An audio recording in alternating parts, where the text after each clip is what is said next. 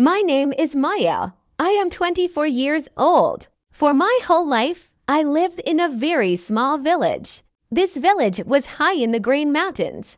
The air was cold and fresh. My life was very quiet. Every day was the same, and I liked it that way. I worked in a small sports flower shop.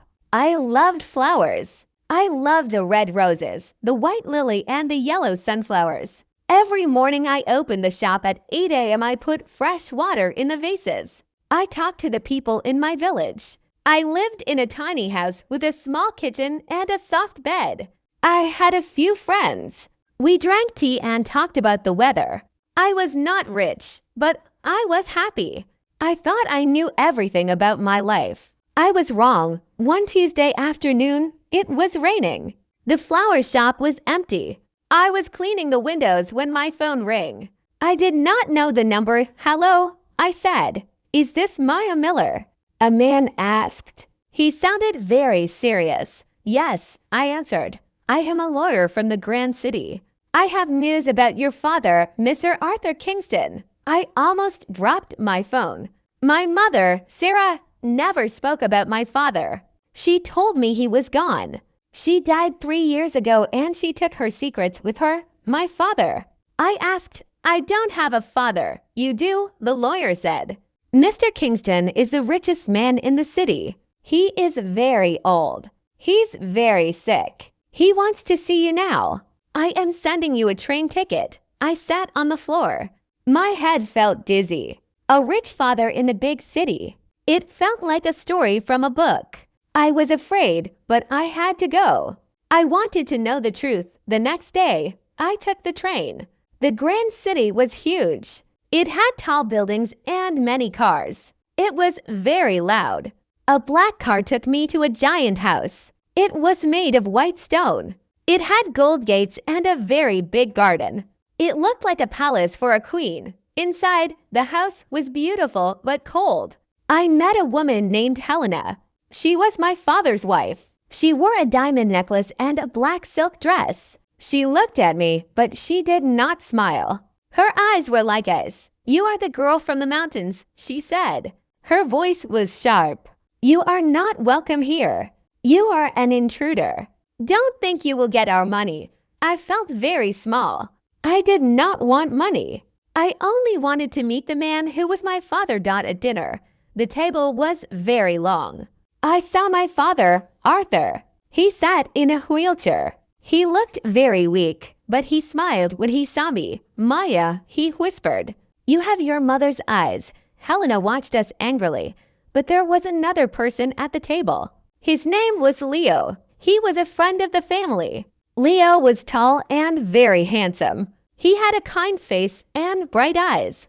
During dinner, Leo talked to me. He asked me about my flowers. He made me laugh. For the first time, I felt safe in the big house. Over the next week, Leo and I became close. We walked in the garden for hours. He told me he liked my simple heart. I started to trust him. I thought maybe this city is not so bad. One morning, Helena called me to her office. She put a paper on the desk. Sign this, she said. This paper says you are not a Kingston. If you sign it, I will give you $100,000. You can go back to your village and never come back. No, I said. I am not here for money. I am here for my father. Sign it. She shouted that I ran out of the room. I wanted to find Leo. I wanted him to help me. But then I heard voices in the library. I looked through the door. Leo was talking to Helena. She trusts me now, Leo said to Helena. I am watching her. I will make sure she doesn't try to take the fortune. Just pay me the money you promised. My heart broke into 1,000 pieces. Leo was not my friend. He was a spy. Helena paid him to pretend to like me. Everything was a lie. I could not stay there. I took my bag and ran to the train station. I cried all the way back to the mountains. I went back to my flower shop. I worked hard. I tried to forget the big city, the white palace, and the man with the lying eyes, but Leo did not stay in the city. 2 weeks later, he arrived in my village. He stood outside the flower shop every day. Maya, listen to me, he begged. In the beginning, it was a job, but then I really fell in love with you. I gave the money back to Helena. I don't want her money. I want you. I did not talk to him. I was to her. Then the lawyer called again. My father was dead. I had to go back for the will, the paper that decides who gets the money. I went to the palace. Helena was wearing a big hat. She looked very proud. She thought she was the richest woman in the world. The lawyer began to read. To my wife Helena, I leave this house. But to my daughter Maya, I leave my companies and all my money. She is the only person I trust, Helena screamed. She was so angry. But the law was the law. I was now a billionaire. I did not keep the money for myself. I gave Helena enough to live a good life. I used the rest to help poor children and build gardens in cities. I moved to a new town and opened a very big flower shop. Leo stayed with me. He worked every day to prove his love. He was kind and he was sorry. Slowly, my heart healed. One day, Leo gave me a white lily. Will you marry me, Maya?